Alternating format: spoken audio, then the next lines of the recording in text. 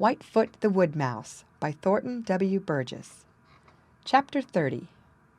The Whitefoots Enjoy Their New Home. No home is ever mean or poor when love awaits you at the door. Whitefoot. "There," said Mrs. Whitefoot, as she worked a strip of white birch bark into the roof of the new home she and Whitefoot had been building out of the old home of Melody the Wood Thrush. "This finishes the roof. I don't think any water will get through it, even in the hardest rain." "It is wonderful," declared Whitefoot admiringly. "Wherever did you learn to build such a house as this?" "From my mother," replied Mrs. Whitefoot. "I was born in just such a home. It makes the finest kind of a home for woodmouse babies." "You don't think there's danger that the wind will blow it down, do you?" ventured Whitefoot. "Of course I don't," retorted little Mrs. Whitefoot scornfully. "Hasn't this old nest remained right where it is for over a year? Do you suppose that if I had thought there was the least bit of danger that it would be blown down, I would have used it? Do credit me with a little sense, my dear." "Yes'm, I do," replied Whitefoot meekly. "You are the most sensible person in all the great world. I wasn't finding fault.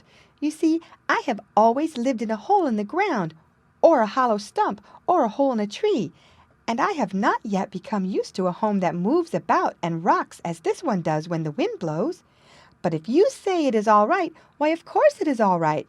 Probably I will get used to it after a while." Whitefoot did get used to it.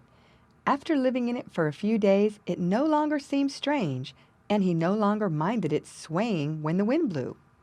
The fact is, he rather enjoyed it. So Whitefoot and Mrs. Whitefoot settled down to enjoy their new home. Now and then, they added a bit to it here and there. Somehow, Whitefoot felt unusually safe, safer than he had ever felt in any of his other homes. You see, he had seen several feathered folk alight close to it and not give it a second look. He knew that they had seen that home, but had mistaken it for what it had once been, the deserted home of one of their own number. Whitefoot had chuckled. He had chuckled long and heartily. "If they make that mistake," said he to himself, "everybody else is likely to make it. That home of ours is right in plain sight, yet I do believe it is safer than the best hidden home I had ever had before. Shadow the Weasel never will think of climbing up this little tree to look in an old nest. And Shadow is the one I am most afraid of."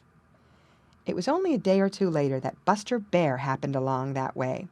Now Buster is very fond of tender woodmouse. More than once Whitefoot had had a narrow escape from Buster's big claws as they tore open an old stump or dug into the ground after him. He saw Buster glance up at the new home without the slightest interest in those shrewd little eyes of his. Then Buster shuffled on to roll over an old log and lick up the ants he found under it. Again Whitefoot chuckled. "Yes, sir," said he, "it is the safest home I've ever had." So Whitefoot and little Mrs. Whitefoot were very happy in the home which they had built, and for once in his life Whitefoot did very little worrying. Life seemed more beautiful than it had ever been before, and he almost forgot that there was such a thing as a hungry enemy. End of chapter.